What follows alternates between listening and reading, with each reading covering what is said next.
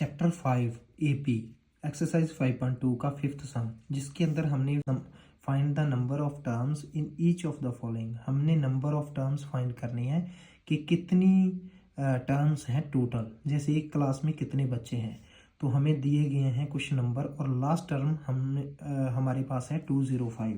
तो इससे हम सॉल्व करने में हमें आसानी मिलेगी। तो हमारे पास फर्स्ट टर्म दी गई है ए, तो वो हमारे पास है 7। तो इससे हमें डी निकालने में आसानी मिल जाएगी। डी का मतलब होता है डिफरेंस। डिफरेंस निकालने के लिए A1 A2 माइनस A1 हमेशा ऐसे ही करना है।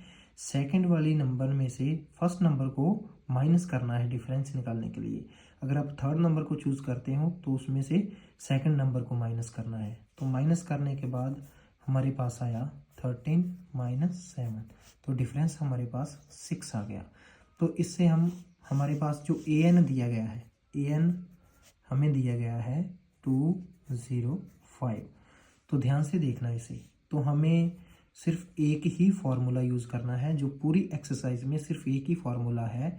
an 5.2 में an इज इक्वल टू है a plus n minus 1d।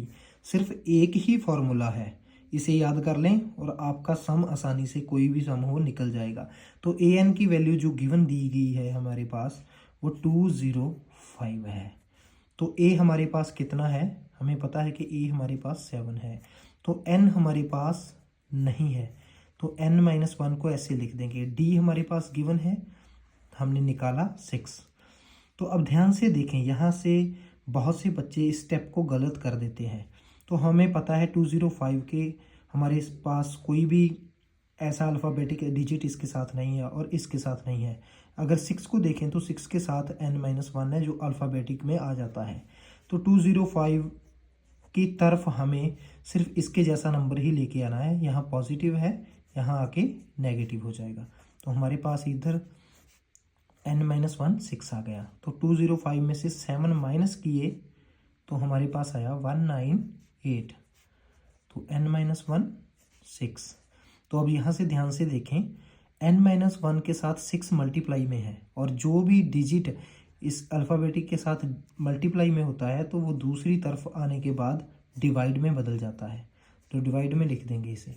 तो डिवाइड करने पर हमारा जो भी आंसर आएगा, इससे हम n की वैल्यू आसानी से निकाल सकते हैं। तो हमारे पास 6 से डिवाइड करने के बाद हमारे पास आता है, यहाँ लिख देता हूँ 33। तो n-1।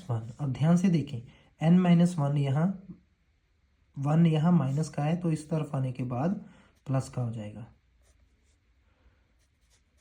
तो n की वैल्यू हमारे पास आई 34। तो हेंस सॉल्व।